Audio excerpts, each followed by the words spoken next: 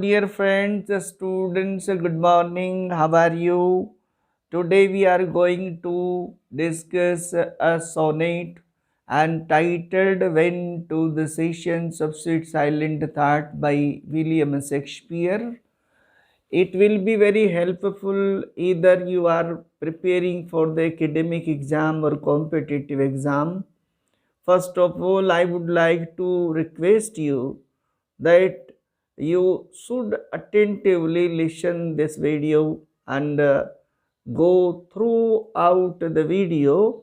In this video, as a matter of fact, it is a Shakespearean sonnet, and we already have discussed the salient features of Shakespearean sonnet in the video entitled sonnet and the characteristics of the sonnet. But here, even to start this sonnet, the basic forms and basic informations we would like to discuss. This sonnet is uh, published in 1609. As a matter of fact, Shakespeare's sonnets 154 compiled in the sequence and entitled by the Brecht's proportion, a certain proportion, the fair youth quarto, and this sonnet falls in its number 30th number. It is addressed to a friend and paid the homage, beautiful homage by the best friend to the best friend. And when we come to this sonnet structurally, then leaving the standing characteristics as a Shakespearean sonnet, as we already have discussed, but here I would like to remind you, in this sonnet structurally there are several items and approaches have been applied. We are going to discuss about them. First of all, when we come to about the literary applications, you know, literary application itself the ornament of the poetry, and as the matter of fact ornament of poetry, in this sonnet poet uses alliteration, assonance, consonance, legal metaphors, account words, and personification, ellipses. So it applies for the ornamental purposes. When we come to thematically, the theme of this poem is true friendship, spiritual glory, and about the tone of this sonnet is melancholic tone. Poet speaks throughout the sonnet very melancholic for the loss of his friend and other beautiful and precious things about them he used to seek, but he couldn't have them. And when we come to about the sonnets, other salient features, there are several salient features. We also have to pay to the students' requirement. Several students say that as far as possible, we have to maintain in the simple language.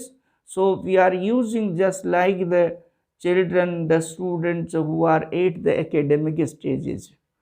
But I would like to ensure you that this sonnets paraphrasing would complete your requirement either for the purpose of the competition or for the purpose of the academic exams.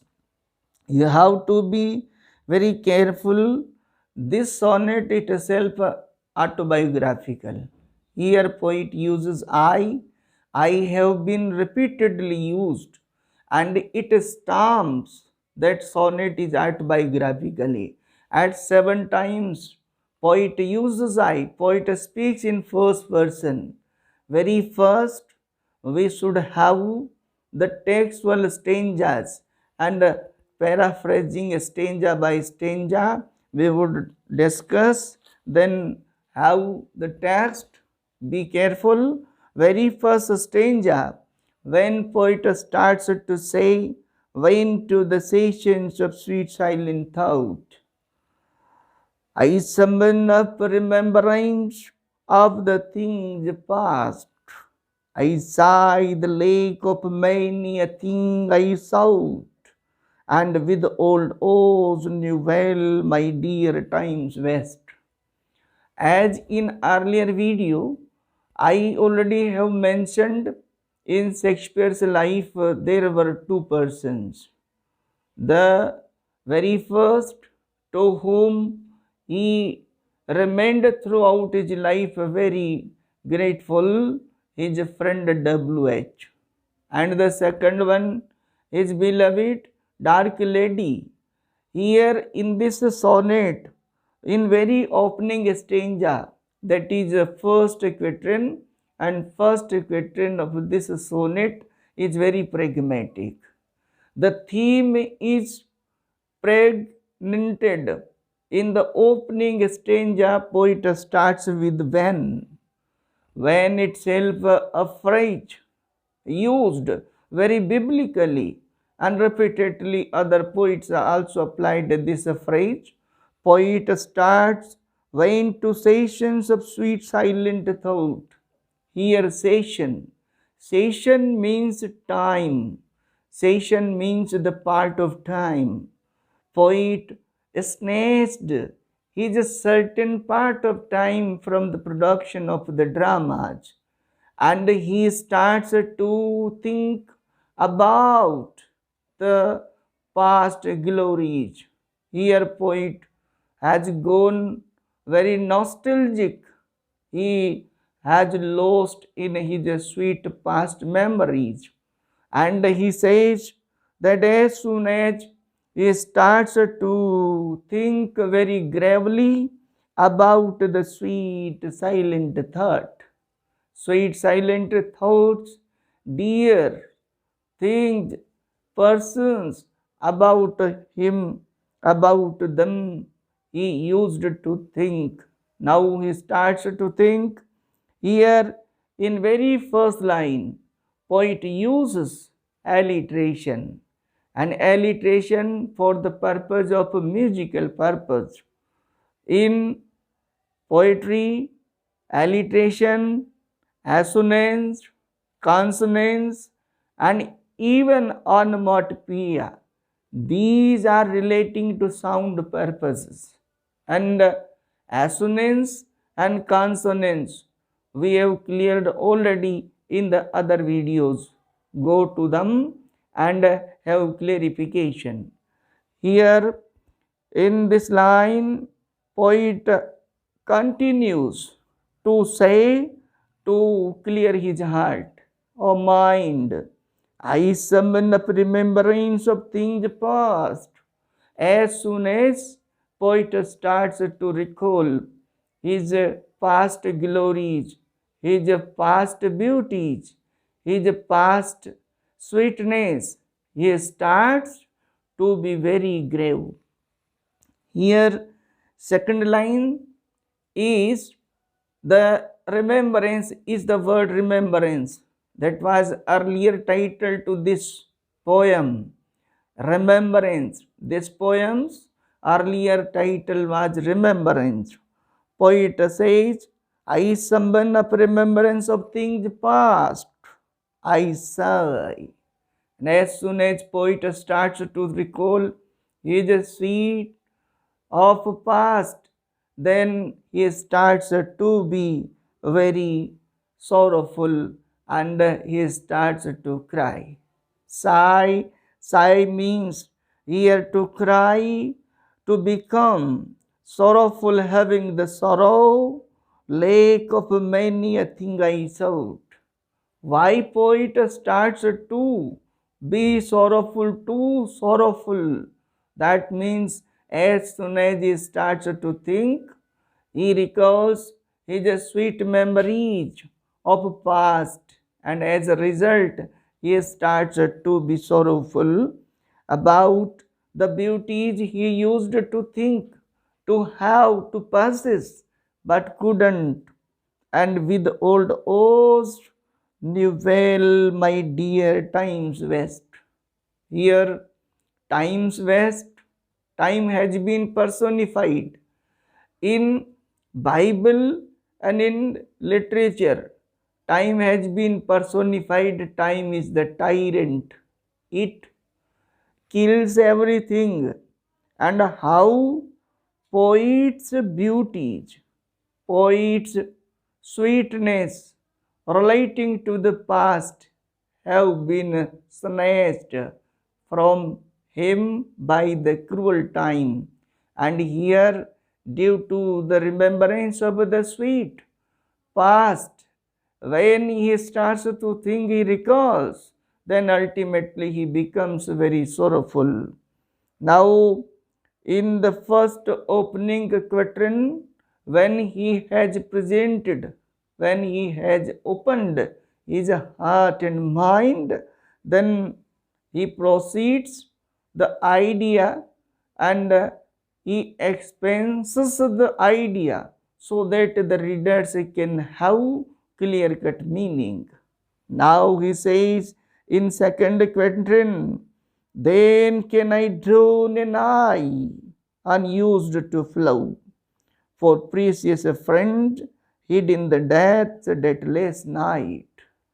When he starts about his friend, here poet applies friend, and later on in the concluding stanza, that is the couplet, there poet applies the friend, and we will discuss why here friend and their friend. Now ultimately will be clarification as we take the paraphrase. Here poet says, then can I drown an eye, as soon as poet recalls his sweet past, as soon as the sweet memories of past start to linger upon his head, he becomes very sorrowful, as in past our sorrows at the span of the time, at the gradual fade, it becomes dim. We start to forget, but as soon as we recall, then newly we become sorrowful, and the poet says, drown an eye unused to flow. How poet not in the habit to weep? Poet is not in the habit to weep, but he starts to shed tears as soon as he recalls his past. Here, in the word drown, flow, here, if we try to find out literary figure, here literary figure you will find assonance, and you have clarification about the assonance and the consonance. Assonance or consonance. Assonance means the vowel sound.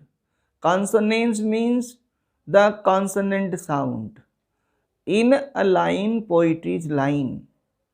In a line of a poem, when two and more than two words pregnanted with a certain alphabet and they sound same, it's not matter either consonant or vowel, but when we come to assonance, that means a sound of vowel, and when we come to clarify or exemplify consonants, that means the sound of consonant.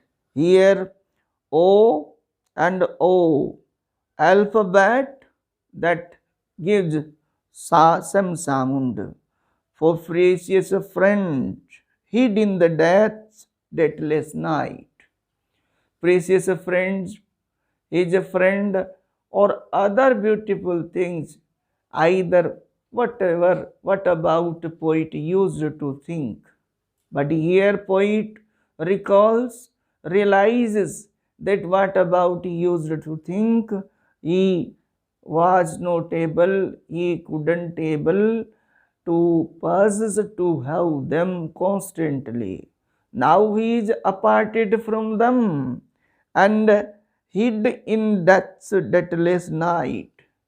Here also personification, alliteration, when we take the purpose of the literary figure, and when we come to and weave a phrase love's long since cancelled. Oh, here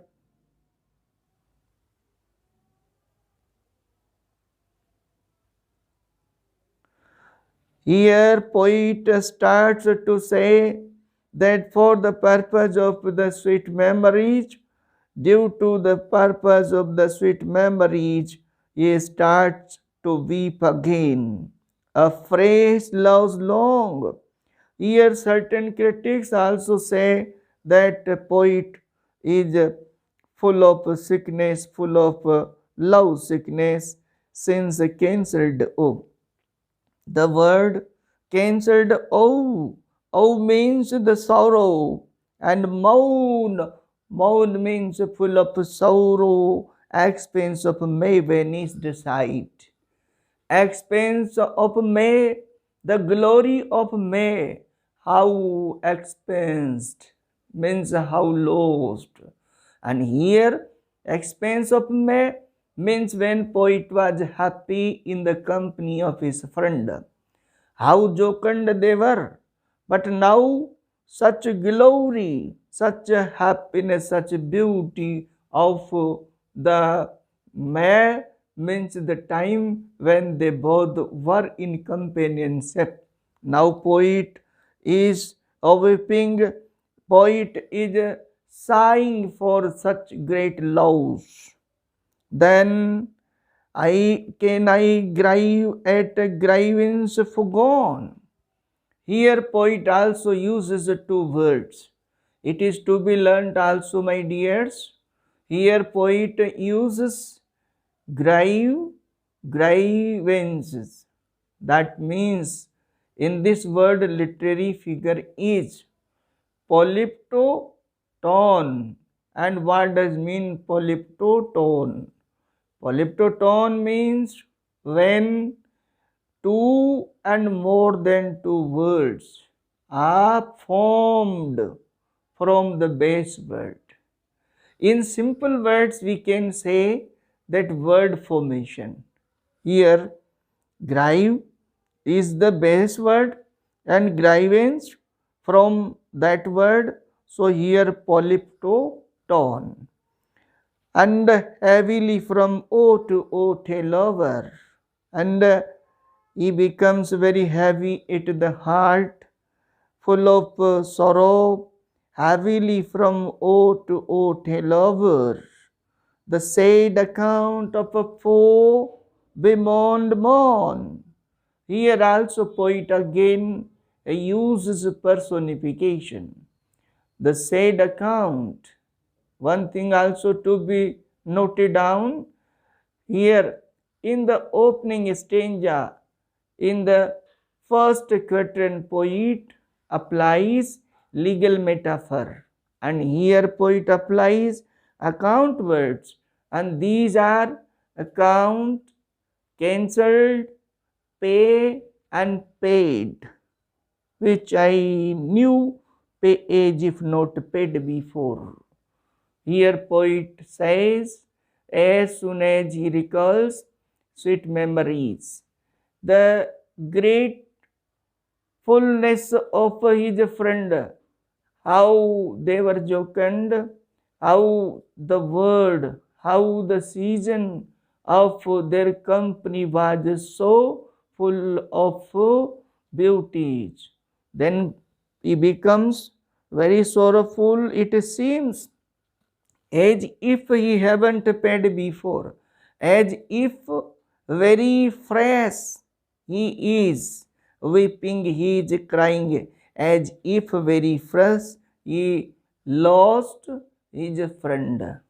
Here, several critics also uh, remark about this sonnet that poet, when poet was himself in the caricatured condition from the drama production, and this period was the production of the poetry. The sequence of the sonnets reveal poet's love enmity and jealousy, as well as the love for God. Such themes are pregnanted in his sequence sonnets. Here now, when poet has highlighted his pragmatic theme, now poet takes a twist, thematical twist. In Shakespearean sonnet, by couplet, by the concluding stanza, that is couplet, there is a thematic twist.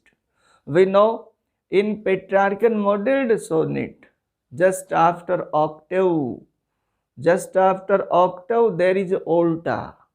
Likewise, Petrarchan modeled sonnet, in Shakespearean modeled sonnet, there is a twist, thematic twist in concluding part, and that is the couplet.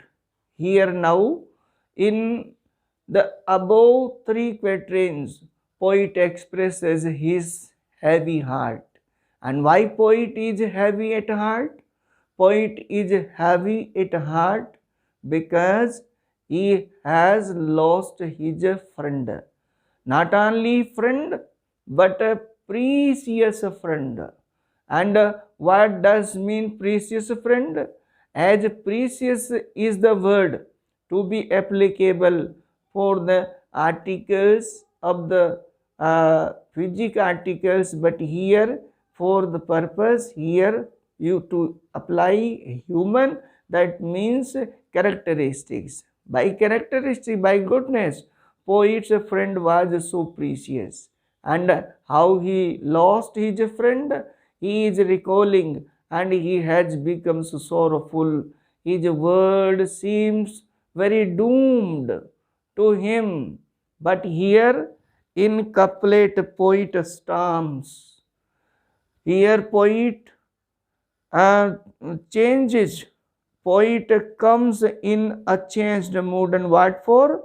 When poet starts to come to the glory of his friend, and he says, but if the while I think on the dear friend, here one thing is to be noted down in the above second stanza, poet applies a word friend, and here friend, then this word clears.